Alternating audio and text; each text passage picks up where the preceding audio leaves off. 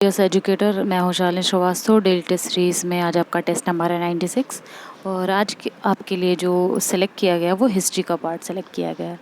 तो अगर आप मेरा डेली टेस्ट मिस नहीं करना चाहते हैं तो आप मेरा यूट्यूब चैनल सब्सक्राइब करिए और आप मेरा फेसबुक पेज भी लाइक कर सकते हैं, जहां मैं डेली आपके लिए एक करंट का वीडियो और एक डेली टेस्ट सीरीज़ आपके लिए लेके आती हूँ। स्टार्ट करते हैं पहले क्वेश्चन से। तो आज का पहला प्रश्न है,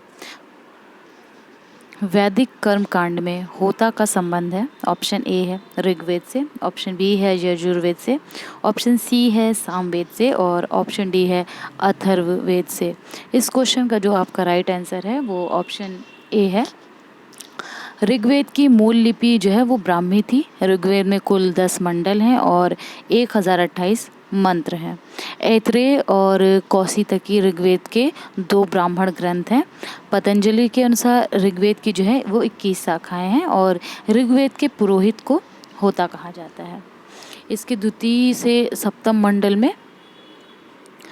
मंडल को जो है वंश मंडल कहा जाता है और प्रथम और दशम मंडल अर्वाचीन है।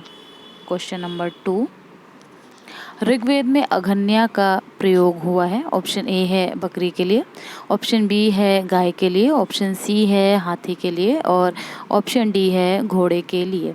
तो इस क्वेश्चन का जो राइट आंसर है वो है ऑप्शन बी, गाय के लिए।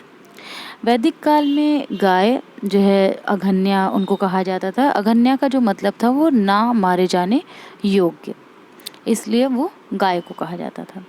गाय की हत्या या फिर उसे घायल करने वाले व्यक्ति को मृत्युदंड और देश निकाला की व्यवस्था वेदों में की गई थी। क्वेश्चन नंबर 3, जीविकोपार्जन हेतु वेद वेदांग पढ़ाने वाला अध्यापक कहलाता था। ऑप्शन ए है आचार्य, ऑप्शन बी है मास्टर, ऑप्शन सी है उपाध्याय और ऑप्शन डी है पुरोहित। तो इस क्वेश्चन का जो राइट आंसर है वो ऑप्शन सी है। वैदिक काल में जीविकोपार्जन हेतु जो वेद वेदांग पढ़ाने वाला अध्यापक है उसको उपाध्याय कहते थे। आचार्य गुरुकुल की स्थापना करके अपने शिष्यों को पढ़ाते थे और उनसे कोई फीस नहीं लेते थे, लेकिन शिष्य के द्वारा जो दी गई दक्षिणा होती थी वो उसको स्वीकार कर लेते थे। वैदिक काल में वैदिक यज्ञ के अवसर पर वैदिक मंत्रों का उच्चारण करते थे और जबकि ये जो पुरोहित हैं, ये पुरोहित का कार्य जो है ये कर्म कांडों को संपादित करना था। चलिए क्वेश्चन नंबर 4, गोपथ ब्राह्मण संबंधित है। ऑप्शन ए है यजुर्वेद से, ऑप्शन बी है ऋग्वेद से, ऑप्शन सी है अथर्ववेद से और ऑप्शन डी है सामवेद से। तो इस क्वेश्चन का राइट आंसर ऑप्शन सी है। ब्राह्मण ग्रंथ अनेक हैं। ये जो है ग्रंथ यज्ञों और उनके अनुष्ठान के विधि विधानों के संबंध में हमें जानकारी देते हैं और इनमें ऐत्रेय ब्राह्मण, कौशितकी ब्राह्मण, तांडे महाब्राह्मण और षड्विंश ब्राह्मण, शतपथ ब्राह्मण और गोपथ ब्राह्मण जो है ये इनका ज़्यादा उल्लेख हमें मिलता है। इसमें जो महत्वपूर्ण बात है वो ये है कि इन ब्राह्मण ग्रंथों का जो संबंध है वो वेदों से है।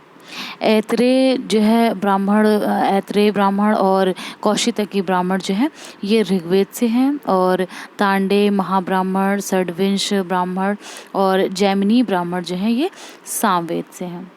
शतपथ ब्राह्मण का जो यजुर्वेद से है और जबकि जो आपका गोपथ ब्राह्मण है ये अथर्ववेद से संबंधित है। क्वेश्चन नंबर 5, जिसका आंसर आपको मुझे कमेंट में देना है और मैं इसका राइट आंसर आपको नेक्स्ट वीडियो में दूंगी। तो आपका क्वेश्चन है, महाभारत मूलतः किस रूप में जानी जाती थी? ऑप्शन ए है वृहत कथा, ऑप्शन बी है ब्राह्मण, ऑप्शन सी है वृहत संहिता और ऑप्शन डी है जय संहिता। इसके पहले वाले वीडियो में मैंने आपसे क्वेश्चन किया था, निम्न में से आलू का कौन सा भाग खाने योग्य होता है? ऑप्शन ए तना, ऑप्शन बी बीज, ऑप्शन सी जड़ और ऑप्शन डी फल। इस क्वेश्चन का जो राइट आंसर है वो ऑप्शन ए है तना, यानी कि आलू का जो खाने वाला भाग है वो कंद जो रूपांतरित होकर तना होता है। तो ये आपका इसका राइट आंसर है। तो ऐसे ही अगर आप मेरा डेली टेस्ट मिस नहीं करना चाहते हैं तो आप मेरा यूट्यूब चैनल सब्सक्राइब करिए और आप मेरा फेसबुक पेज भी लाइक कर सकते हैं। तो आज के लिए फ़िलहाल इतना ही। Thank you.